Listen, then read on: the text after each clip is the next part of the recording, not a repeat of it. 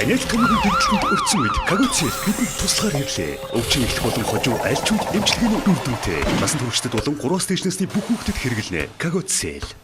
Дараа төлбөр төлжилгээний багцууд шинжлэгдэж, бүртгэлийн хураамж, барьцаа төлбөр, пэй төлбөр болно. Unitel. За үзэгчтэй охин дөрөв мэндийг хүргэе. 2018 оны 10 дугаар сарын 31-ний өдөр Лав гарагийн Монгол комент нэвтрүүлэг 18 цаг тэг 2 минутанд танд хүргэж бэлэн болсон байна. ТV телевизийн 1-р сувг радио FM 103.6 дэлгүүн дээр суугаад харуулж та бидэнтэй үзэл бодлороо нэгдэх сан сэтгэлдээ илэрхийлж ирүүлэх боломж байгаа гэдгийг тодотгоё. Та бүгдийн үзэл бодлын энэ TVS Mongolia гэсэн пэйж байгаа гэдгийг тодотгоё. За өнөөдрийн хувьд бол ерөнхийдөө халуун өдөр шувтарч байна да. Ер нь хичнээн жагсуудал ямар ч зүйлсүүд болчихв. Эхний сенсац одоо бид нар ч баг ард нь гарч амжааг бол дараагийнхаар ийм сенсацны дунд л амьдрдаг боллоо шүү дээ. Тийм түүвэн дажингийн байдалтай нөхцөл байдлууд л үргэлжилж байна да.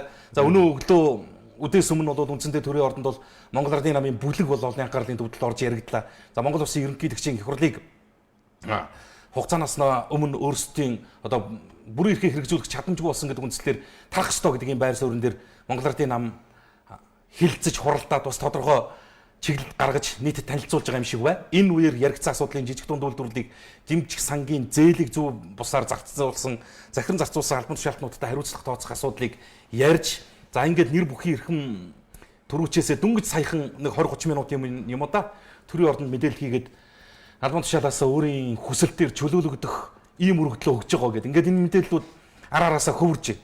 За Монгол Улсын ерөнхийлөгчийг өлсгөлн зарлана гэсэн энэ үйл ажиллагааг нийтэд хүргэснээс хойш хэд хэдэн төрлийн бас байгууллагууд, иргэний нийгмийн байгууллагууд эвсэж нэгдээд төрийн дэргүүнтэйгээ хамт өлсөе гэдэг ийм байр суурь хэвлэлийн багварлаг хийгээд нийтэд илэрхийлээд эхэллээ. Гэтэл их хурлын дарга Монгол Улсын төрийн дэргүүнд бол бас тодорхой ийм тайлбар мэдээллийг бас сошиалар дамжуулаад өгч байгаа юм. Юу гэхээр зэрэг их хурлын дарга бол таны одоо өргөн мэдүүлсэн их хурлыг тараах санаачлагыг хүлээж авах үүрэгтэй. Гэхдээ эргээд хариу өгөхгүй байж болно гэдэг нэг ийм сони юм явж эхэлсэн. Их хурлын даргын энэ тайлбарын араас Монгол Улсын ерөнхийлөгчийн тамгын газрын дарга бас мэдээллийн сайтуудад ярилцлага өгсөн. Ерөнхийлөгч бол одоо өлсөхгүй яах вэ гэснээс биш яг одоо өнөө маргаашгүй өлсгөлн зарлая гэж бол юм хэлээгүй шүү дээ гэж.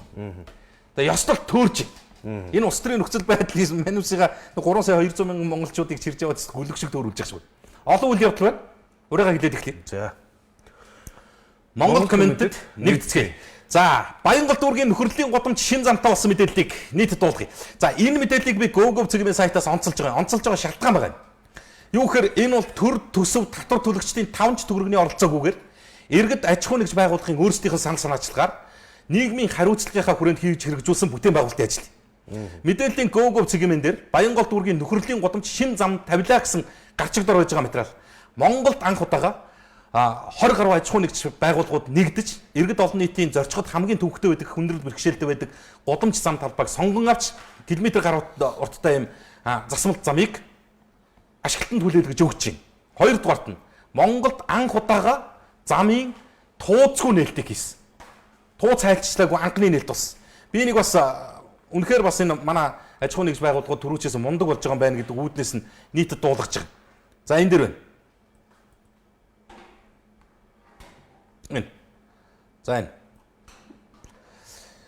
За энэ замыг өдий хүртэл ганц ч удаа шинжилж байгааг улмаас илэгдэл хорогдол эцэстээ тулж тоос шороо шав шавхаа хуралдаас гадна тээврийн хэрэгслийн ангуудад эвдрэл учруулж замын ачаалт илүү үсчихсэн. Хувийн хвшлийн 27 компани хамтран 1 тэрбум төгрөгөөр 1.9 км шин зам барих ажлыг санхүүжүүлсэн. 1.9 км буюу 2 км замыг.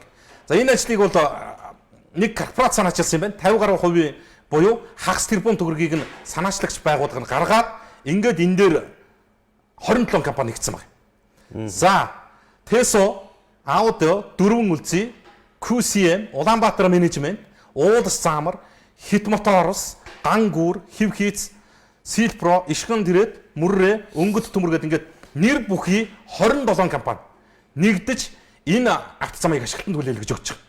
За ямар ч тууз байхгүй үзэгч тавхаа харж байгаа.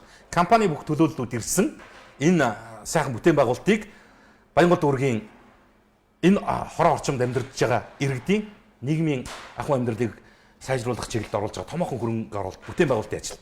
Баярлалаа гэж хэлье. Хоёрдугаарт нь миний мөнд нөгөө яриад байгаа яриа шүү дээ. Мөнд нөгөө яриад байгаа яриа. Энийг төр тавьсан бол хэдэн тэрбум төгрөгөөр тавьсан бэ? 1 тэрбум төгрөгөөр хувийн компаниуд 2 км зам тавьчихлаа. Өөрөөр хэлэх юм бол 1 км замыг 500 сая төгрөгөөр тавилаа. Тавихдаа яг олон улсын стандартад нийцсэн Улаанбаатар хотын одоо бүхэл хэсэг тавигдж байгаа автозамуудын ийм стандартаар барьж байгуулад энэ замын бүтээн байгуулалтыг ашиглалтанд өгч байгаа. Болдог байна гэдгийг бодооч л гэдэг л мэдээллийг би өдөр тутам хүргэж байгаа. Километр замыг хотын төвд километр замыг 500 сая төгрөгөөр тавьж болоод байна. Хувийн байгууллагууд хийхээрээ. Төр хийхээрээ яахаар километр зам тэрбумд хүртэл багтдаггүй. Энэ мэдээллийг бас нөгөө талд нь бодох болов гэж үүднээс л дуулгаад байгаа юм. За. Яач вэ? За Ярамгийн гүүрний замын хөдөлгөөнийг эх сарын 2-нд дийлэх гэж нөгөөдөр. Сайхан боллоо. Бас богино хугацаанд маш томоохон бүтээн байгуулалтыг хийж хэрэгжүүлж чадлаа. Тэгээ Ярамгийн шинэ гүүр барих хуучин гүүрийг засварлах төслийн хүрээнд баригдсан нийт 4 игнэ шинэ гүүр, 2 игнэ хуучин гүүр, нөхөн гарц, рамп гүүр, автозам, замын байгууламжийн замын хөдөлгөөний нээлт ингээ бүгднгийн иж бүрэн 2018 оны 1-р сарын 2-ны өдөр ашиглалтанд хүлээлгэж өгч байна. За энэ зам яаж баригдаж, яаж хийгдэжсэнийг би тэр явцад нь үзэгчдэд үзүүлж ирсэн. Зузаан нэм бэ шүү. Өргөн нэм бэ шүү гэдэг ингээ хэмжээ дамжийг бүгдийг үзүүлж ирсэн. За маргааш одоо энэ мэдээлэлд нь бас энэ өдрийн сонины онлайн сайт байгаа юм. DNN-CGM гэдэг сайтн дээр байна. Дэлгэрүүлж үзэгч та хүмүүс орж үзэж болно. Юу гэхээр бас л энд нэг юм юм байна. Нэг ерөөсөө нэг юм төр хувь хоёрын автозам гүүр барилга угсралтын энэ бүтээн байгуулалтуудад оруулж байгаа хөрөнгө оруулалт доороо иж 2-оос 3 дахин ийм зөрүүтэй байдаг л хандлага ажиглагдаад байна. Боломжийн аятайхан хийж хэрэгжүүлж байгаа зүйлсийг ярьж хэллгүй яах вэ хөө. За Арслан цэгмээ сайт өнөөдөр засгийн газрын хуралдаанаас гарсан шийдвэрийг нийтэд танилцуулж байна. 11-р сарын 8-9-нд буюу эх 7 хоногт биш. Тэрний дараа 7 хоногт. Тийм баха 7 хоног шүү дээ одоо. Одоо эн чинь эх 7 хоног шүү дээ. Эх 7 хоногийн эх 7 хоногийн хүрэг баасан гаригууд бүх нийтийн амралтын өдөр болчихж байгаа юм. Ингээд нийтдээ үндсэндээ эх 7 хоног чинь тэгвэл 4 өдөр амралтын өдөрт болчихж байна тийм үү? Тэгээд 4 дахь 5 дахь хагас сайн бүтэн сайн. 9-ний баасан гаригийг 17 оны бямб гариг руу хагас сайн өдөр рүү шилжүүлээд. За ийм шийдвэр гарсныг Арслан цэгмээ сайтны түргсэн мэлээ. За засгийн газраас дөнгөж сая бүх нийтийн тэмдэглэлт баярыг өдрөөр 2 өдөр амраах тухай шийдвэр гаргасан. 11-р сарын 8-9-ний өдрийг амралтын өдөр болголоо. Чингис хааны мэндэлсэн өдөр буюу Бэлгийн тоолны өвлийн тэргүүн сарын шиний нэгэн энэ жил 11-р сарын 8-нд пүрэв гарагт тохиож байгаа. Энэ өдөр бүх нийтээр амрах хуультай. Тиймээс 11-р сарын 9-ний баасан гарагт үргэлжлүүлэн амрах шийдвэр гаргаж байна. Ингэснээр баасан гарагийн амралтын өдрийг 11-р сарын 17-ны бямб гараг шилжүүлж нөхөж ажиллахаар боллоо гэсэн ийм мэдээлэл. Арслан цэгмээ сайт дээр байна.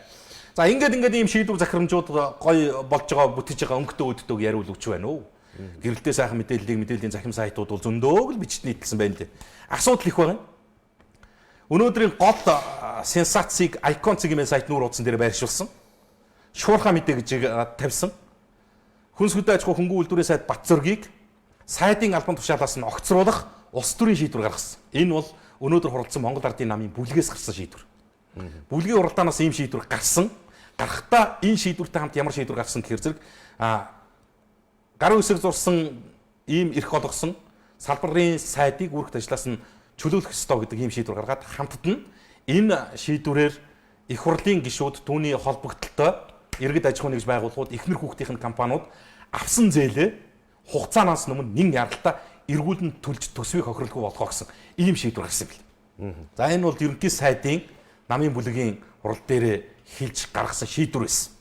За Бацэргийг бол албан тушаалын хариуцлага алдсан, өөрийн яамны хариуцсан жижиг дунд үйлдвэрийг хөгжүүлэх сангийн үйл ажиллагааг алдагдуулсан үндслээр сайдын тушаалаас огцруулах улс төрийн шийдвэрийг дөнгөж сая улсын хурал Монгол Ардын бүлэг гаргасан. За ингээд хэлцэх ёстой. Бацэрэг сайдыг их хурлын чуулганы хуралдаанаар оруулна. Энэ бол намын бүлгээс гарч байгаа шийдвэр. Их хурлын чуулганы хуралдаанаар оруулаад асуудлыг хэлсэн, огцруулах үгүй юу гэдэг зүйлийг ярих байсан. Гэтэл яг энэ мэдээллийн араас залгаад Бацэрэг сайд бол ганцаараа сууж байгаа хэвлэл мэдээллийн байгууллагуудад мэдээлэл хийцэн. За энэ мэдээлэл сошиалоор явж байна. Icon News-ийн пэйж дээр нь байна лээ. Одоо мэдээллийнхаа сайт руу бас орж байгаа байна. Ийм тайлбар өгсөн. За энэ дуу яач вэ?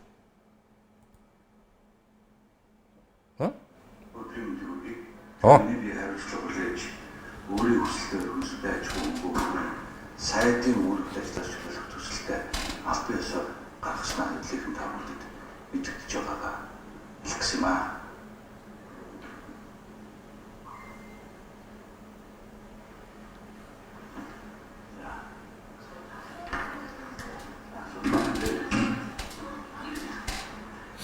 Болоо.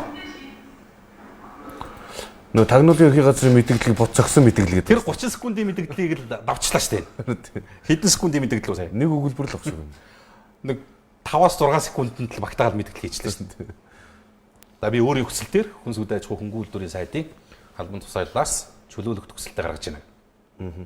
За янз янзаар л ярьж байна.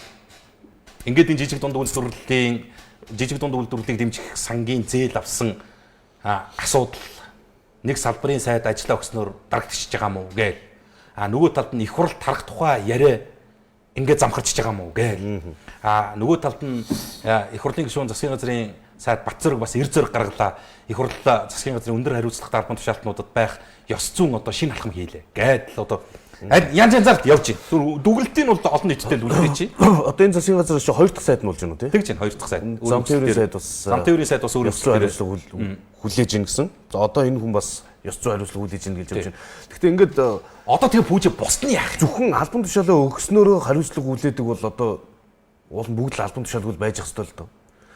Тэгээд энэ чинь улсын хурлын гишүүд нь байна шүү дээ. Одоо зээл авчихсан гишүүд. Энэ дээр өнөөдөр улсын хурлын гишүүн мөн Монгол Улсын ерөнхийлөгчийн тамгын газрын дарга Зандагүгийн их болд ньюс цэгмийн сайт дээр ярилцлага өгсөн байгаа байхгүй. Юу гэсэн хэрэг энэ бол эрүүгийн тэдийн тэдээр зүйлчлэгдэх гэмт хэрэг гэж заасан байгаа байхгүй. Тэгэхээр чин тэрэнд нь ямар зүйл залт байдгийг чи 2-4 жил баримтлах хүртэл ийм шийтгэлтэй гэмт хэргийн тухай асуудал яригдж байгаа. Тэгээ энэ гэмт хэрэгт холбогдсон 40-оос 50 гишүүн байна. Тэгээ гэмт хэрэгт холбогдсон гишүүдээ яах юм бэ? Энэ хурал бол тархаас өөр аргагүй гэдэг юм байр суурийг гаргаж ирж ярьсан. Тэгээ гэмт хэрэгт холбогдсон ажиллаа өгөөд чөлөөлөгдөөд ингээд хэрэг цайждаг бол бас болж л байна тийм үү? Ингээд явдаг бол энэ ч одоо бүх хүн төрлөө зүтгэхээр ийм хандлага байна шүү дээ. За ямар ч байсан хүнс хөдөө аж ахуй хөнгөн үйлдвэрийн сайд Бацэрэг өөрийн хүсэлтээр салбарын сайдын албан тушаалаас огцрох хүсэлтээ гаргачлаа. За ингээд байжээс араас нь ийм гоё тайлбарыг Монгол Улсын их хурлын дарга гаргаж ирж өгнө. 24 цагийн сайт дээр байна. Улсын хурлын дарга ерөнхийлөгчд хариу өгөхгүй байж болно гэсэн ийм үндэслэл гарч ирж байгаа. Улсын хурал дахь Монгол Ардын намын бүлэг ээлж тусаар хуралдаж байгаа. За хуралдаанаар Монгол Улсын ерөнхийлөгч улсын хурлыг өөрөө тарах санаачлагыг улсын хурлын даргатаа зөвшөлдсөөр өгсөн асуудлыг хэлсэн. За хуулийн дагуу ерөнхийлөгчийн бичигт улсын хурлын дарга хариу өгөхгүй байх боломжтой. Ийм шинэ хуулийн гаргалгаа гараад ирлээ шүү дээ. Бүхэл бүтэн Монгол Улсын төрийн эрх барих дээд байгууллагыг тарах тухай асуудлыг ярьж байхад хариу өгөхгүй байж болно гэдэг ийм хуулийн зүйл залтыг гаргаад ирсэн байна. Тарах ёстой үгүй гэдэг дээр бид нэр тайлбар хийхгүй шүү дээ. Үндэслэлээ бид биш их хурлын дарга яагаад гаргаад төрийн тэргүүн шүү дээ. Энд чинь зүгээр нэг иргэн бэлгээ бүүжээ биш байхгүй. Төрийн тэргүүнийхээ хуваар Монгол Улсын парламентын тэргүүнд спикерт хандсан шүү дээ. Монгол Улсын ерөнхийлөгч хандсанчраас энэ чинь нэг огцрох үндэслэлгүй энэ их хурл тарах ноцтой нөхцөл байдал үүсээгүй л гэдэг тайлбар яриад байна. Тийм бол уучлаарай ерөнхийлөгч их хурл тарах ноцтой нөхцөл байдал үүсээгүй байна гэдгийг хариугаа өгөх ёстой юм шүү. Тарах бол чадамжгүй байна энэ их хурл тарахаар юм байна гэдгээ хэлээд өгөх ёстой шүү. Тэгсэн ерөөсөө улсын хурлын дарга ерөнхийлөгчд хариу өгөхгүй байж болно л гэж. Ингээд дуусаа.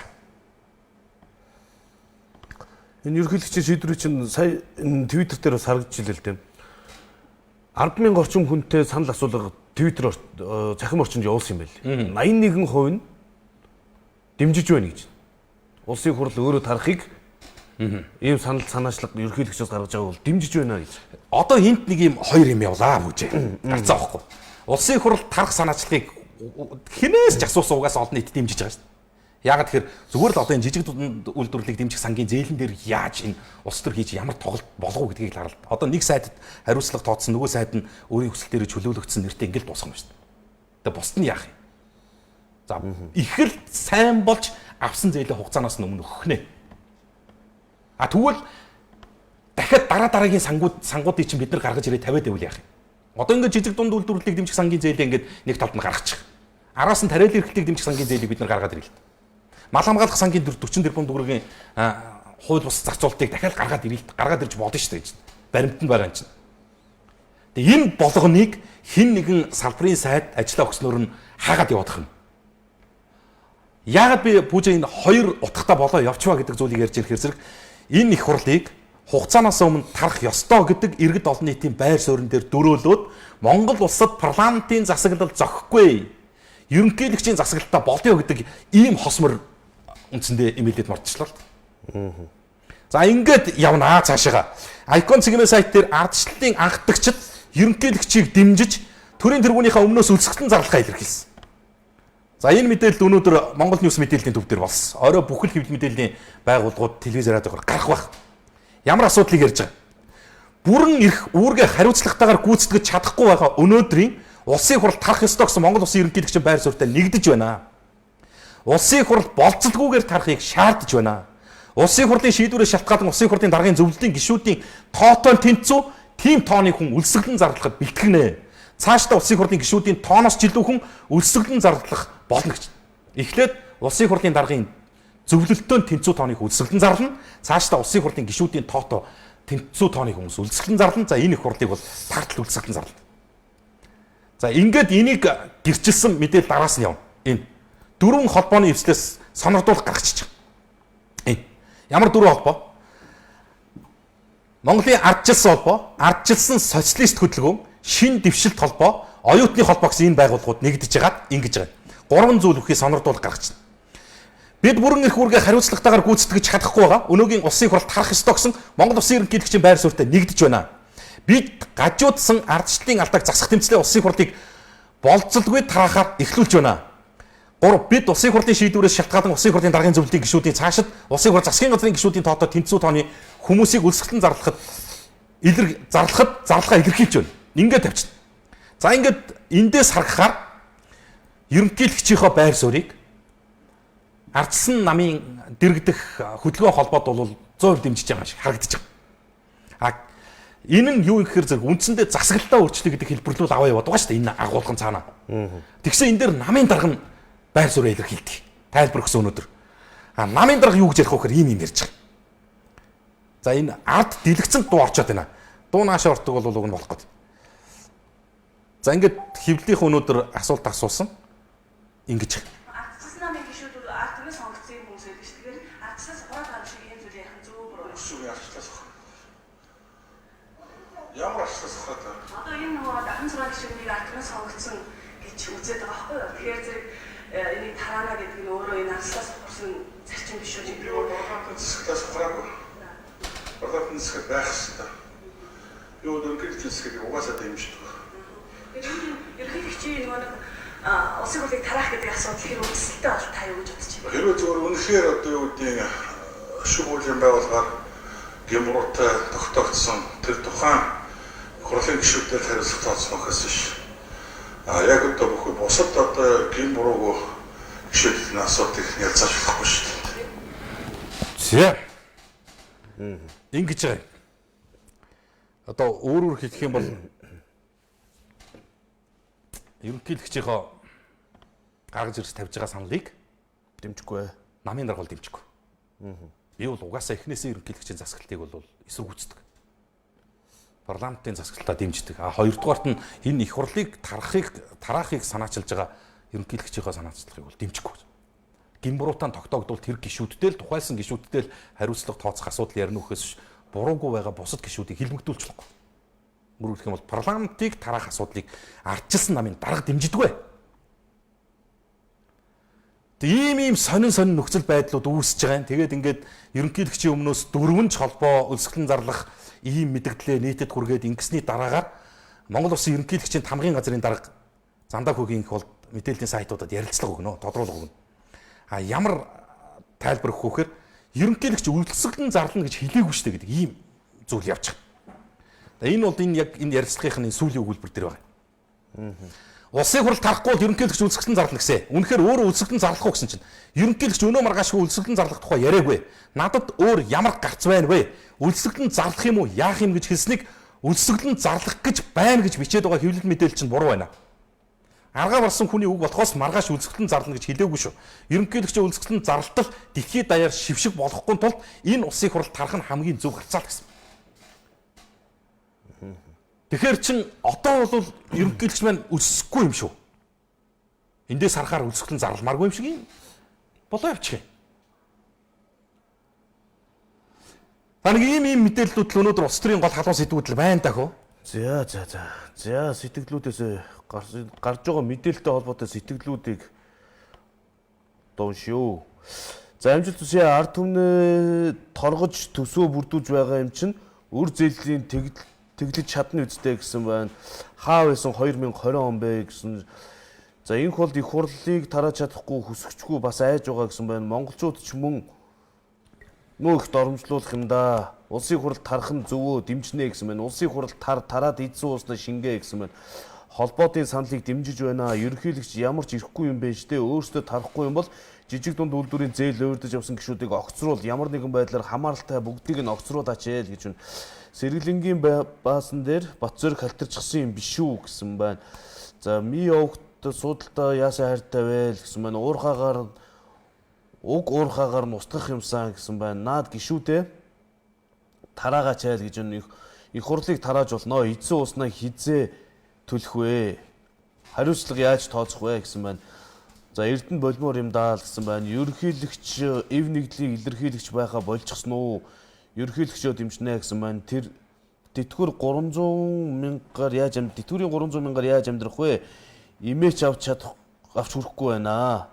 Дээдчүүд баян өндөр цалинтай бас мөнгө олох нүүртэй хулгайч нар яаж амьдрах вэ гэсэн байна. Зөрчлийн хууль гэж ард түмнийг сөхрүүсэн хууль байна. Энэ хуулийг одоо яах вэ гэсэн байна. Энэ хууль чинь уул нь энэ намрын чуулганаар хилцэгдэн өөрчлөгдөнө.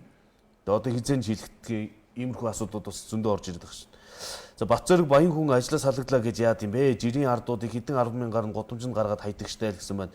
За Эрдэнэ бол хуйлдаж нүдэ бүлтэрл хулгай хийсэн Манангийн жинхэнэ хорчоон гэсэн байна. За сайн байцгаана уу? Сонгон нархан дүүргийн 14 дугаар хоороо, Сонгон нархан дүүргийн нэгдсэн эмнэлгийн хойд улзурт нэг жижигхэн хэсэгч явган хүний зам байдаг юм аа. Энэ зам дээр машинтай хүмүүс машина давуулаа тавьчих юм аа. Энэ жижиг зам дээр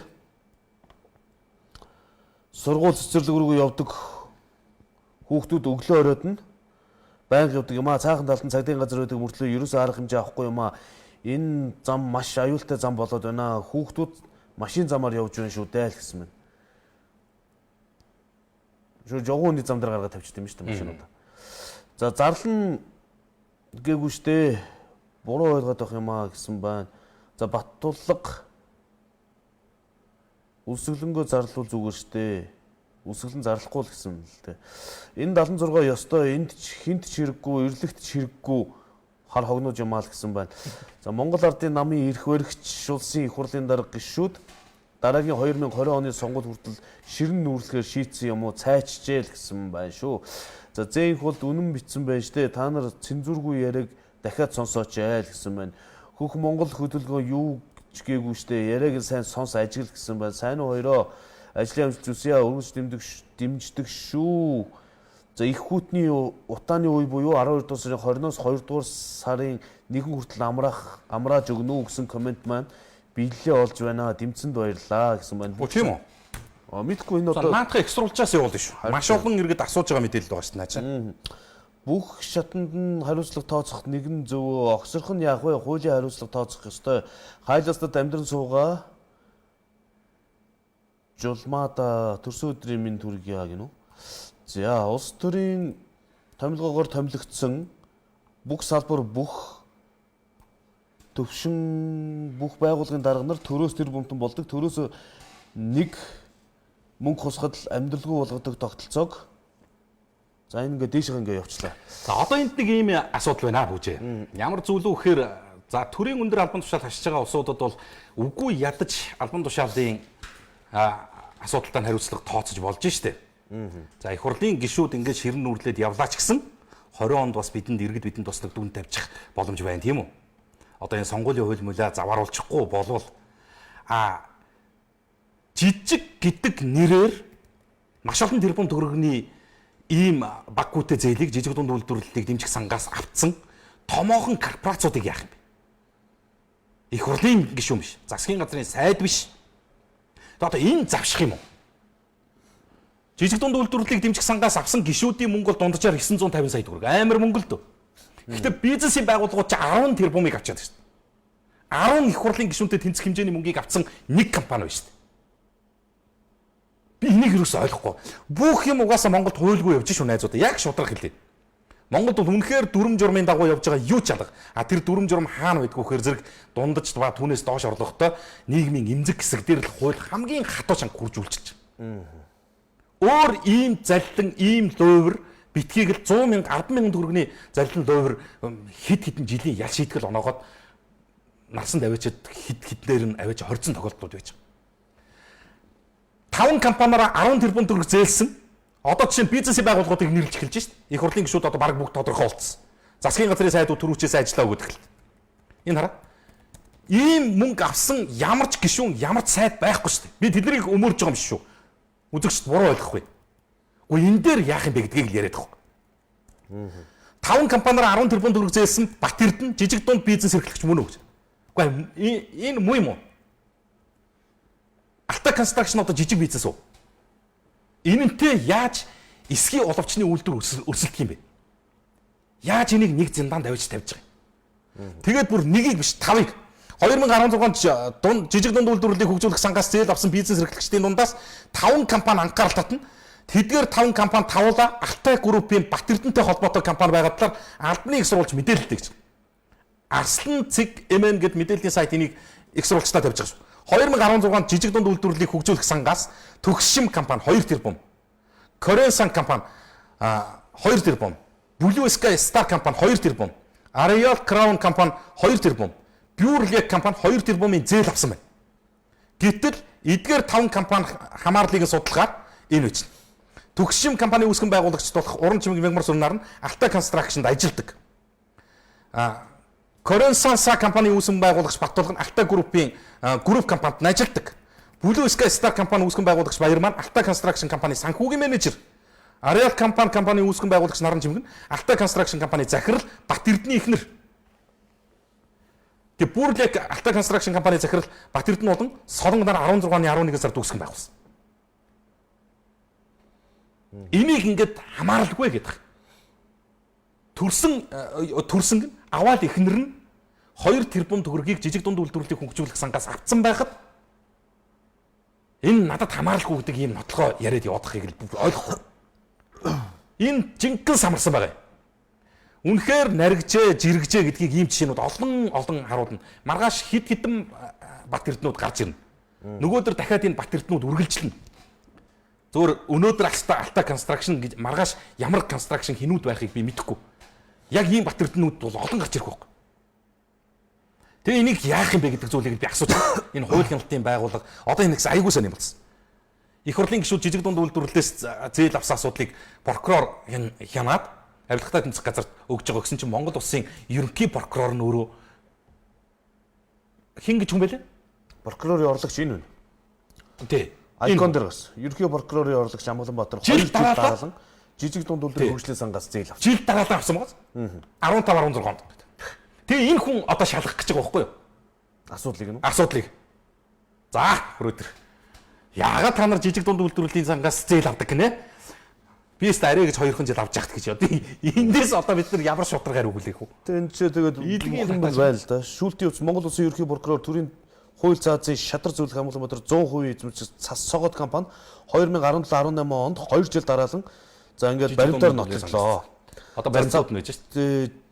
Жижиг дунд үйлдвэрлэлийн хөгжүүлэх сангаас зээл авсан компаниудын нэрсэн жагсаалтын 95 дугаарт 2018 онд энэ жагсаалтын 112 дугаарт бичигдсэн байна гэдэг. Тэгээ ийшээ ороод үзээрэй гэж. Компаниудын жагсаалтыг энэ дээр үзээрэй. За компаниудын жагсаалтыг энд дарж үзээрэй гэдэг. Би харин хэлээд нь шүү дээ. Бүхэл бүтэн тогтолцооны өөрчлөлт хийхгүй бол юу ч өөрчлөгдөхгүй. Эн чин зүгээр л ийм илгийн юм болж байгаа байхгүй. Нүглийн нүдийг нүхтэй цасаар хуурж байгаа.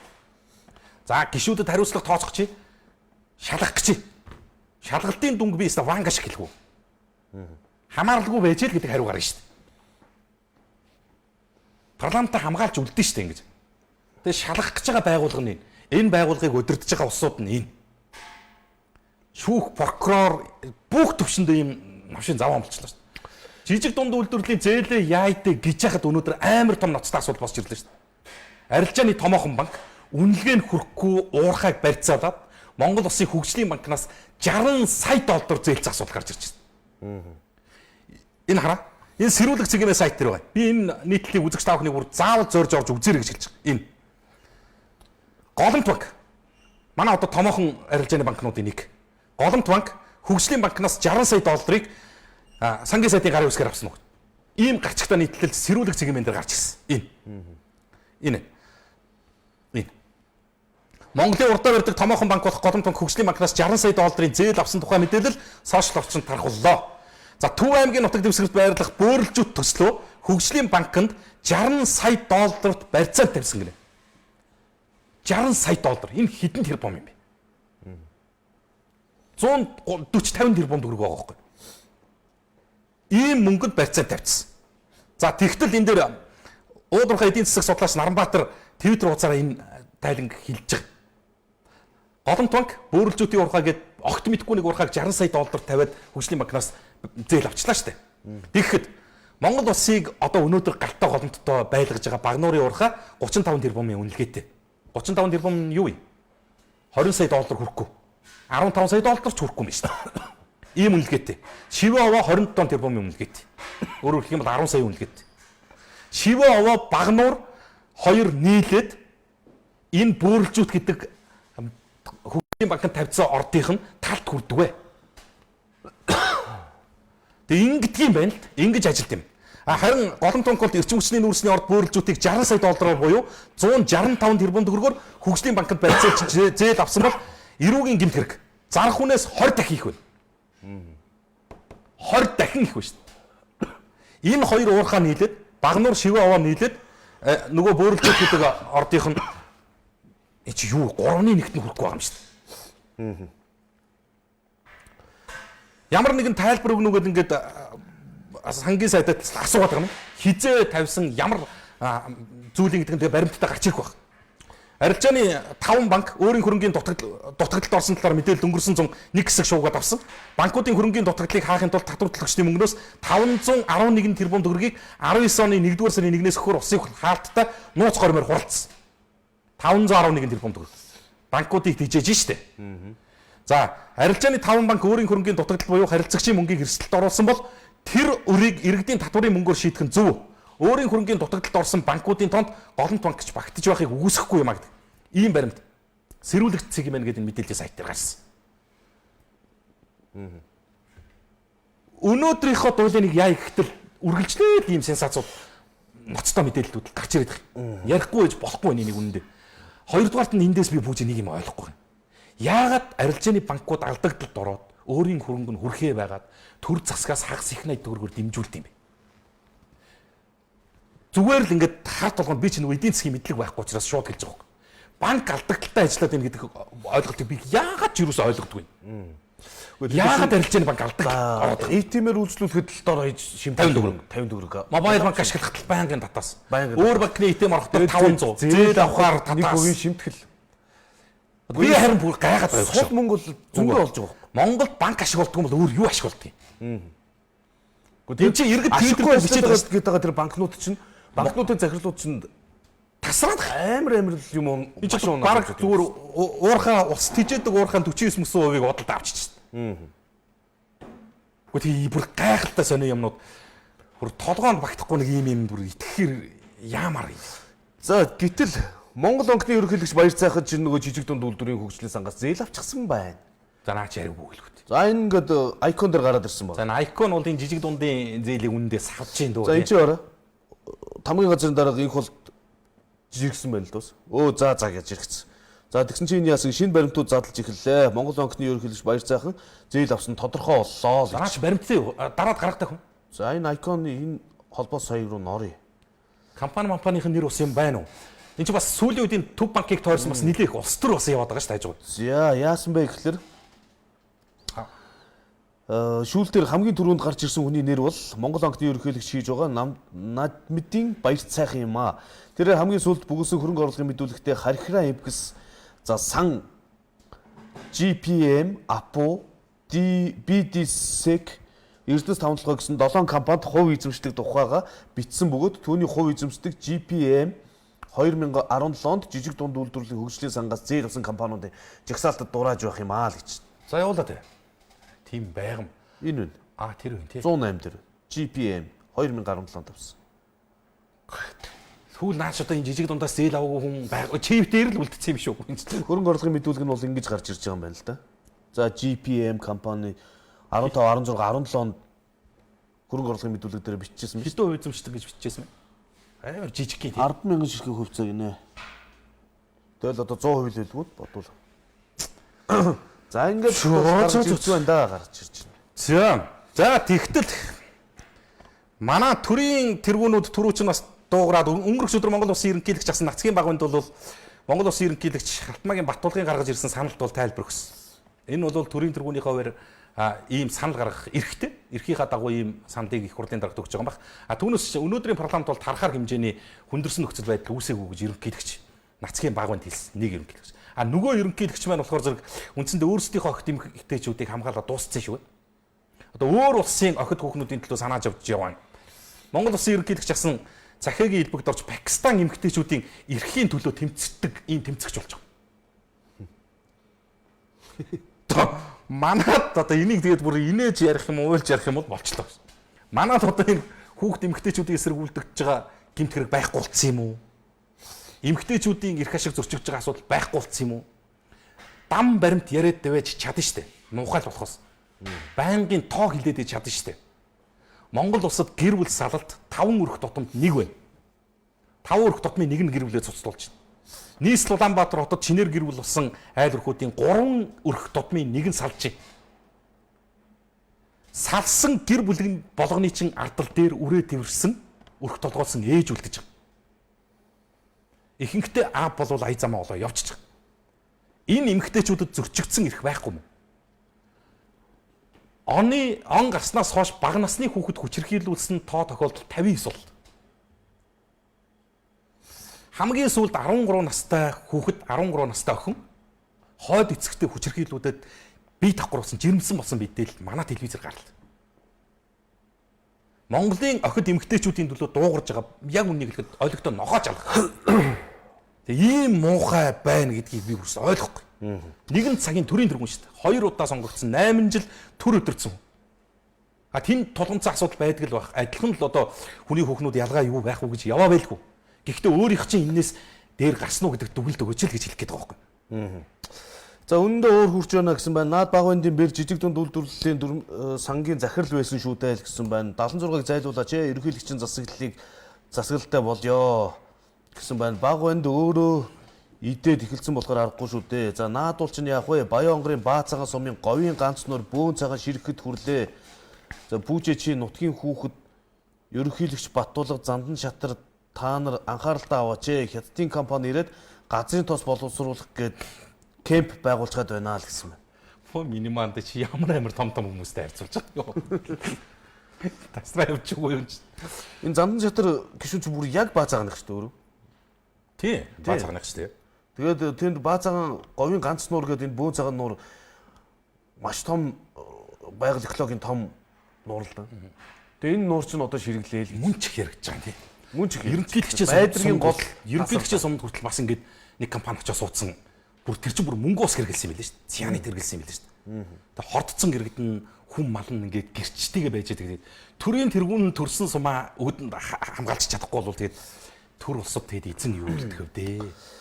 сайн өөрөө та хоёр Бачаалтын зархыг гэдсэн цагтаг олон нийтэд цацаад байсан. Одоо нас урсан талаар нэг шуудаа ярьж эмнэлэл илэрхий 60 гэртэн дэмжлэг үзүүлэх талаар яриад өгөөч л гэсэн байна. За арга гэртэн дэмжлэг үзүүлэх асуудал гэж яг энэ асуудлаар чинь Батялт гэдэг хүн үндэсний мэдээллийн төвд ирээд мэдээлэл хийсэн юм аа. Та үзэж амжилтгүй өнгөрцөн байна. Нөхцөл байдал юу болсон, яасан хийсэн гэдэг дээр иргэдийн шударга шүүх төрийн бас байгууллагын тэргүүн Батялт бол өөрөө тайлбар мэдээлэл хийсэн. Араас нь Монгол улсын засгийн газар шуурхаа хуралдаад тодорхой арга хэмжээ авсан. Талигчийн арга гэртэн нөхөө олгор олгох, орон байр нийгмийн асуудлыг шийдэх чиглэл дээр харьяа цагдаагийн байгууллагатай хамтарсан ийм шийдвэр захирамжууд гаргаад хэрэгжиж явж байгаа. Огтдогж орхисон юм байхгүй. Төр бол нэг л юм байгаа шүү дээ. Үн зүтгэсэн иргэндээ төр ээлтэй байх ёстоймаа. Ир зөргийг Монгол төр үнэлж чүнэлж явах ёстоймаа гэдэг ийм зүйлийг засгийн дэрэг өөрөө хэлж байсан шүү дээ. Би тэр үзүүлж ирсэн шүү дээ. Яриад үзүүлж ирсэн. За хулгайч нь хулгайчаа шалгана гэж юу байх вэ те? Шалга гэж даалгавар өгч байгаа хүмүүс нь бас л хулгайч байж таарлаа. Энэ арай л дэндүү доромжлол юм шүү. За наа сенсацууд чинь эхний сенсацаа дараад байна. Идэж уух арга уу гэсэн байна. Монгол улсын аудитыг шалгаарай. Сэтгүүлчид гаргаж ирээгүй бол жижиг дунд үйлдвэрлэл хинч мэдэхгүй өнгөрөх байжээ л гэсэн байна. Түрээсээ орон сууцны талаар мэдээлэл байна уу? За элбэг доржийг олж арга хэмжээ аваач л гэсэн байна. Түрээсээ орон сууцны талаар мэдээлэл байгаа. Энэ онд 2019 онд багтаагаад 50000 өрх айлыг түрээсээ орон сууцаар хангах төсөл санхүүжилтэн шийдэгдээд эхэлж байгаа юм билээ. Ямархуу байдлаар яаж хамруулах юм гэдгээ журам гаргаад нарийн шийдэд явах байлгүй. Ахмад настан өрхс олгоолсон ээжүүд энэ төргээд ингээд юм журам байдэн ш төрүүлж орох. 50000 түрээсээ орон сууц бол ашиглалтанд оруулахаар ажиллаж байгаа гэсэн. За ийм мэдээлэл өгч өнөөдөр сайтуудаар л гарсан байлээ л дээ. За шинэ байранд орсон шүд эрүүн нүрийн төвийг 2 дахин их хүчин чадалтай ажиллах боллоо гэдгүйсэн чинь хуучнаараа өдөр 150 хүн эмчилдэг хിവэрэ байна. Юун 300 хүн үзэх иргэдэн 150-д багтах гэж хаалгыг нэвтчихгээ сандал дээр нь гიშгэж эвдэш шахаж дугаарлаж байна. Эмнэлгийн зориулттай байр биш болохоор сан техникийн ч юм уу нойлын өрөөний үнэр танар ханхалдаг гэж ажилтнууд нь гомдлож байна. Ажил хийвэл дуустал гэдэг дээ асуудыг нь бүрэн шийдээд дуусгачихгүй юм уу? Эрүүл мэндийн сайд саран гэрэл вайл гэсэн байна. Нөгөө шинэ байр уу? Тийм байна. Чи тэр чинь бүр алгадшаа баг энд өсрөө биз дээ. Чаавасаа. За багт Монголд юу ч хийгээгүй хамаг сорыг нь идэж байгаа шүү гэсэн байна. Бүгдийг нь за энэ одоо ингээл болохгүй сэтгэлүүд авч. За энэ хаалга нүддэг баяр чинь хичнээн өдөр болдгийм бэ. Ядаж жаахан аяархан зохилдоо таанус гэсэн байна. Нөгөө хүүхдүүд чихэргуугаа яваад идэг л. Яг хөө тэгээд энэ орсон суугчдын өөрсдийнх нь сонголтын асуудал юм билээ шүү дээ. Энийг тэмдэглээд хүүхд баярлуулъя гэдэг үл тэр үз. Үгүй бол зүгээр хаалган дээр гаргаад наачдаг тийм зориултын наалт гарсан билээ шүү дээ. Уучлаарай манайх Халиуны баяр, Сүнсний баярыг манай гэр тэмдэглэхгүй гэдэг наач тийм билээ шүү. Тийм хаалгыг бол хүн зохихгүй шүү. Тогтолцооны өөрчлөлт хийгээд нэмэргүй авилга өгсөн хүнийг гэмт хэрэгээс чөлөөлөх хуулиа гаргаач. Тэгвэл төрийн байгууллага зэвэршнэ. Сэтгүүлчид нараа уриалаач. Тендер гэрээ төсөл бүгд авилга шүү дээ л гэсэн байна. За энэ тендер мендер ч одоо авилга гэдгийг олон зүйл нотолж байна л доо. Хувийн хөвшлүүд иргэд өөрсдийнхөө сайн дурын нэгтгэлээр ингээд зам тавихлаарэ маш хямдхан зарлаад байна шүү дээ. 5 зам тавих төгрөгөөр 2 км зам тавьчихлаа шүү дээ. Одоо төрийн тэр төсөлж байгаа мөнгөөр бол яг тийм замыг баг 5-ыг тавьчих байхгүй. Уу харин тэгэхэд чинь одоо тэр замыг бариад тэгээ зарцаагаа дараа жилийнхэн төсвөр рүү гулсуулж оруулаад тэгээд заваар жил өнгөрөх тусмаа өртөг өсөөд энэ чинь бүр утгаа алдаж байгаа. За энэ нэг имийг одоо уншчихаар болдгийм болов зүгээр энэ засгийн эрх биш юм. Төрийн эрхийг хууль бусаар авах гэсэн тэр нөгөө хууль бус уриалгад дуудаагүй юм байна. Юу гэхээр зүгээр цөмөрөө 50 замаар төрийн эсэргүүл ажиллагаа биш шүү. Энэ шатхуун нефтийн бүтээгдэхүүний үнийн эсэргүүл ажиллагаанд иргэдийг уриалсан учраас би дуулгаад өгч. Яг тэгэхээр энэ зовлон проблем надад ч гэсэн байж байгаа учраас хэлж. Шатхуун төвш болон бүтээгдэхүүний үн 2016 оны 5 сараас 2018 оны 7 сар өсөлтийн байрыг харуулж байгаа. АИ 80 1450-аас 1700. АИ 92 1534-аас 1860. АИ 95 1730-аас 2060. За энэ бол бүр өшөө нэмэгдэг байсан үеих байна. Одоо эдгээр чинь 1860-ын бензин гэж байхгүй шүү дээ. Бүгд 2000 гараа явцсан. За үхрийн ястаа мах 7230. Одоо 9160. Гурил 1280, одоо 1600. Төмөс 800, одоо 2300. 16 оны 5 сараас 18 оны 7 сарын хооронд 2 жилийн хугацаанд судалгаа явуулж штэ иргэд. Өнгөрсөн 7 сарын хугацаанд гэхэд АИ 92 ангиллын шатхууны жижиглэнгийн үн ойролцоогоор 200 төгрөгөөр өссөн. Одоо 360-аар өссөн байна. За, Sky их дэлгүүрийн урд талбайд шатхууны үнийн өсөлтийн эсрэг дуу хоолойгоо нэгтгэцээ автомашинтай жигсаал гэдэг ингээд жилд болт юм л да. Автомашинтай жигсаал гэдэг. Тэгээ энийг хилээд өгөөч гэсэн залуучууд бас өөрөө хурж ирсэн. Бид бол төрийн эрхийг нөгөө хууль бусаар авах гэж байгаа. Эсвэл одоо нийгэм үүмэн самун үүсгэх эмх цэгцгүүд тийм байдалд уриалж байгаа юм биш. Даваагаар ихт болох юм байлаа. 5 сар. Үнийн өсөлтийн эсрэг 5-нд болох юм байлаа. Тийм.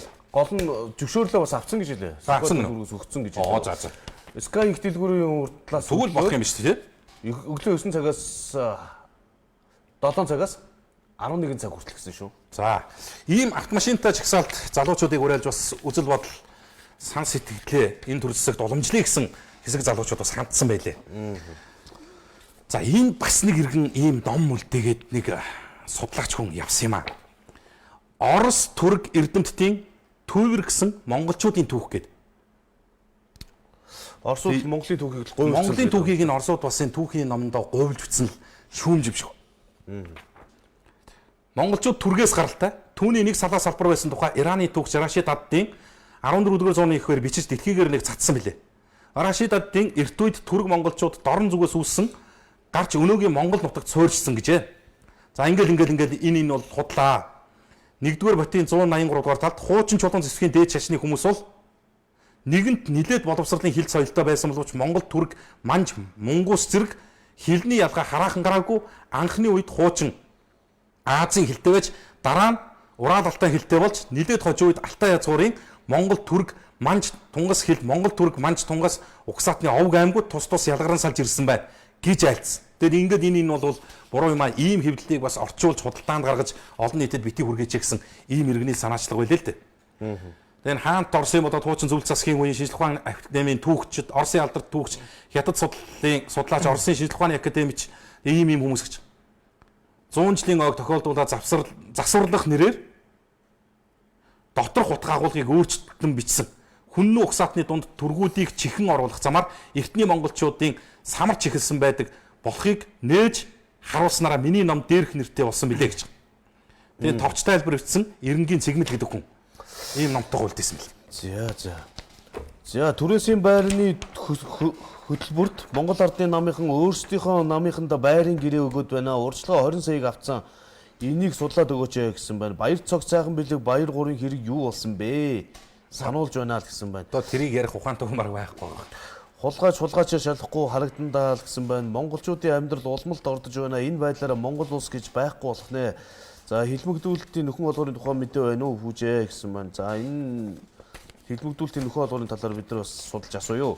Баяр цог сайхан бэлэг баяр нар юу болсон бэ гэсэн Монгол улсын 3 дахь засаглал болсон сэтгүүл зүйн салбарт 90 сурвалжлах сэтгүүлч дутуу төлбөг байна. Тийм учраас энэ чиглэлийн сэтгүүл зэр нэмэгдүүлээд альва нэг асуудлын араас тулталн явдаг болохгүй бол ямар нэгэн асуудлыг нэг удаа сенсацлал тагжиг болох юм аа гэсэн байна. Бензиний үнийг арай дэндлээ шүү. Бензиний үн арай дэндлээ шүү гэсэн байна.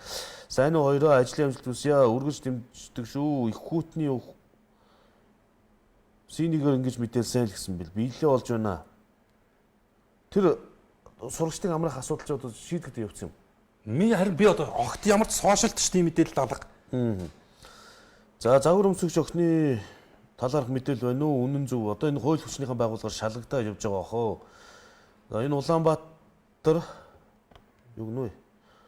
Улаанбаатар дордож дууслаа. Байгуунд хизээ хилд орсон бэ? Хилээд өгөөч гэсэн байна. Шатхууны үнийн талаар гэртээ чаатлаад суухаар гараад нэгтгэл хэрэгтэй штэ монголчуудаа гэсэн байна. Мөнгөний хэмжээ нь бага болохоос аймаг суманд идэж уудаг асуудал бас л яг адилхан. Сум хөгжүүлэх сангийн мөнгийг энэ хаваар нь идээд дуусаж байна л гэсэн байна. Тендер жижиг дунд үйлдвэрийн зээл олж өгнө ханш 10% байдаг гэд дарга нарын хүүхдүүд бацаанууд гүйлдэж байна гинэ л гэсэн байна. Шатхууны үнийн талаар гэртээ чаатлаа суугаар гарч ирж тэмцээч гэж Монгол улсын ерөнхийлөгч жив нэгдлээ хангах ёстой үстэй хагран бутрах ёсгүй шүү дээ л гэсэн. За ясаа болдгоо яг вэ найруулагч маань их л тисэх шиг боллоо. Бүр 18 цаг 51 минут хүртэл явууллаа. Баярлалаа. За Монгол комент нэвтрүүлэг 5 гарагийн дугаарыг үзэгч та бүхэнд хүргэлээ. Бидэнтэй санал сэтгэлээр нэгдэж, нийлж TVS Mongolia пэйжээр мэн бидэнд цензургүй сайхан сэтгэл хэлгээс үзэгчтэй баярлалаа. За өнөөдрийн яригдж байгаа бол асуудалд бас авах гэх ухаанаар хандаараа. Монгол улсад 90 сурвалжлах сэтгүүл зүй бол би байж ээж өнөөдрийн олон асуудлууд бас нийгэмд ил болж гарч байгаа. Нэг асуудлыг нийтэд дэлгэж гаргаад хайж байгаа асуудал огт байхгүй. Өнөөдрийн үзэгдэж байгаа энэ зүйл бол өөхгүй зүтгэж тэмцэж явж байгаа энэ сэтгүүлч нөхдийн маань ач гавьяа шүү. Бид бол энд суугаад ярьж байгаа. Харин энэ шүүмжлэлийг бол битээр зориулаад хийхэд бол дуртаяа хүлээж авна. Түүнээс биш үнэхээр өдөр шөнөгүй энэ мэдээллийг чин араас хууль хяналтын байгууллага нь хав дагцсан материалыг хүртэл олж нийтэд дэлгэж байгаа ийм олон 10 сэтгүүлчд бас байдгийн шүү гэдгийг бас хэлж мэрэгчлэнийг хамгаалъя. Даад өөрөөр хэлж байна. За. Монгол комментэд нэгтгэе. Хаяг томгийн дэвшлэнд өрцөн үед Кагуци бидэнд туслахаар ирлээ. Өвчин их болон хожуу альчууд эмчилгээний үр дүнтэй. Насан туршид болон 3 стейшнээс бүх хүүхдэд хэрэглэнэ. Кагуци. Дараа төлбөрт үйлчилгээний багцууд шинжлэгдэж, бүртгэлийн хураамж, барьцаа төлбөр пэй төгрөг болно. Unitel. Дараа төлбөрт үйлчилгээний багцууд шинжлэгдэж, бүртгэлийн хураамж, барьцаа төлбөр